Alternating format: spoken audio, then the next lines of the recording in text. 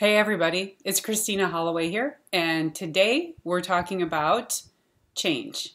So, I've actually been working with a client, and my client is having an epiphany about the things that are moving around for this year. We're talking about the second half of 2021 and how to start that last 6 months strong. And in that instance, what we're talking about here is the potential for change. So, change can either be progress or change can be loss. And so with my client, he has been through a whirlwind the past couple months of finding out that his position is going to change and he can qualify for a different job. Now, he got a number of different offers and he thought about it and he thought about it and he was being courted and people were calling him all the time and saying, what's the status? What are we going to do? And in the end, he made a decision. So I got on a call with him and he's like, now what do I do? He said, I have 3 months. I need to clean up this last half of the work I'm doing. And then I have to step into this new position and there's a lot of unknowns. He had apathy. And I have a number of clients who also have apathy. They know they have to get started. They know that they're starting in the fall with new ideas, new projects, new initiatives. And they are now in this in-between, this moment of in-between. And change is coming, but it's not coming right away. So how do I deal with that? And we were talking about it. And what is change? So for us, we realized there are some people you have to manage who enjoy change. I'm one of those people. I can pivot on a dime. If circumstances change, I can go with it. I am a real go with the flow type of person, and I don't mind. Now, not everybody is like that. And in fact, my favorite story is when I was working many years ago at a department and I had a job, a colleague of mine was sitting next to me. We were told we were moving out of this old building, really old building with an old setup, and we were going to a new building that had all new technology, new desks, new equipment, everything was new. I was excited. My colleague just was so upset. He was like, I don't know why we have to move. I don't understand why we have to do all of this. It's going to be disruptive. I have to pack all my things. And I was astounded. I just couldn't figure it out. I didn't understand.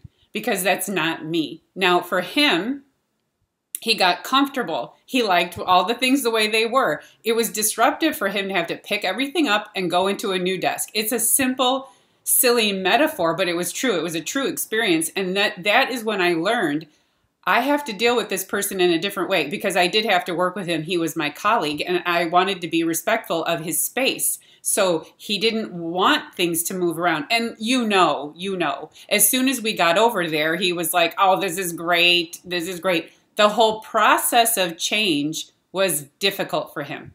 And he needed to take time to come around. And we know this. There are people out there who just, they need time to rally around a new idea. And so for us, the question was, are we looking at change as progress? Or do we see change as loss? Well, when we ask ourselves that question, it becomes a little bit easier to understand. This is about how to work with other people or to even understand your colleagues around you and why sometimes progress doesn't happen. I have another client and she just proposed a huge project to her supervisor, the VP of something.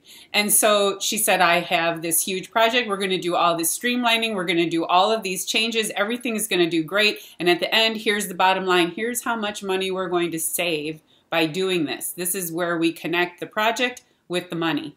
And he said, I don't know why we have to do that. And she was just so surprised. What do you mean? And now he's dragging his feet. He's not going to approve it. He doesn't understand. And a lot of it was he was attached to the process that already existed.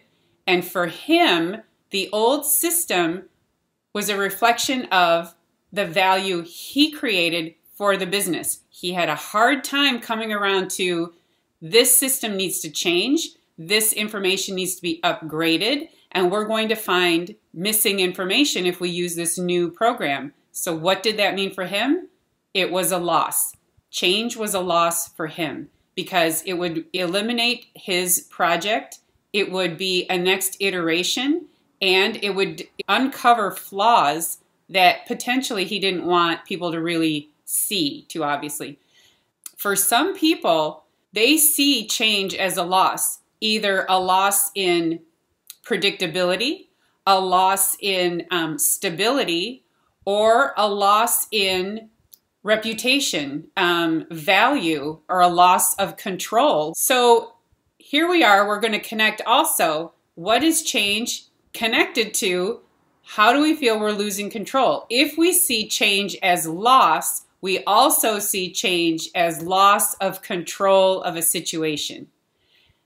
There are many people, and again, I have a client. I have a lot of clients, and I talk to different people every day. But I have one who said, "I just can't stand when I don't have control. If there's missing information or a process is unfolding in front of me, and I don't know what's going to happen next, that drives me crazy, and I'm not going to be productive, or I'm not going to be cooperative if I just don't know what's going to happen next." So my controlling issues start to pop up, and that's okay. That's the best part about coaching is we're learning as we go. So it's nice that he's able to just speak up and say, I know when the controlling part starts to flare up that I know I'm going to start losing control of the entire situation. So I'm going to have to take a step back, take a deep breath, and ask myself, is change forcing me to have loss, or is change forcing me to have progress? If it's forcing me to have loss, how is that connected to control? And all of these are related. Let's talk about what would happen if we felt like we were losing control. So if progress is a result of loss, and if the loss is a loss of control, take a step back. Ask yourself what's happening and why. Mindfulness is always the most important thing. If you're in the middle of turmoil, if you're in the middle of conflict, if you're in the middle of transformation that's going faster than you're processing it, take a step back, even for like a minute, and then ask yourself, where am I feeling lost? So if you're feeling lost, if you're feeling like information is missing, you can go ahead and ask yourself what information is missing. Now, for this person who put together a new system and her supervisor said, no, I don't want to do it, she was frustrated and she said, I don't understand. I don't understand why someone wouldn't want this kind of progress. And we were able to reflect, what did he say? How did he say it?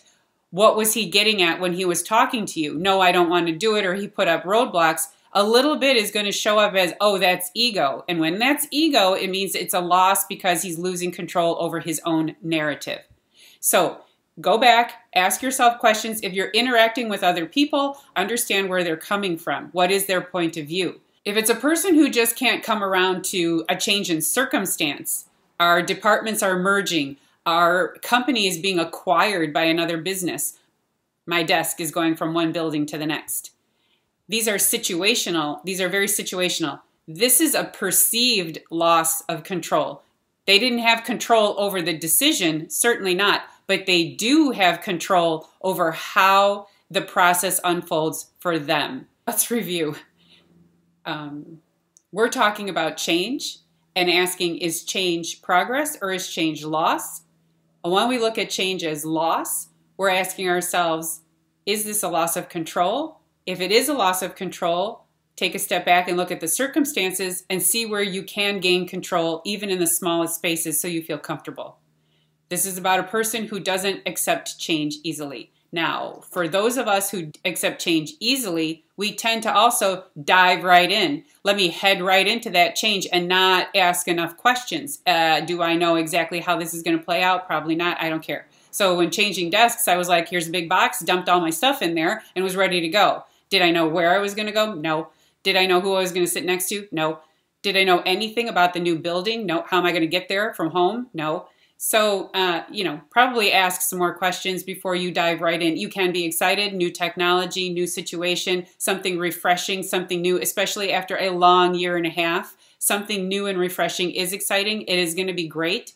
So ask yourself a number of questions before you dive right into it. For my client, his issue was, I've made all this change and now I have to hurry up and wait. And that is about patience. So change as progress also means having enough patience. he made all his decisions, and now there's lag time between where he is today and where he's got to be 3 months from now. And he has all this detailed work he needs to do, but your mind is already settled in to where you're going to be next. And that's exciting. So sometimes the change as progress requires us to take a step back and have patience. Okay, thanks everybody for checking in. Thanks for watching my video. Hope you liked it. Subscribe, click the like button, and don't forget to click the notification bell. And that's it for this video. So thanks for watching, and I'll see you in the next video. Bye.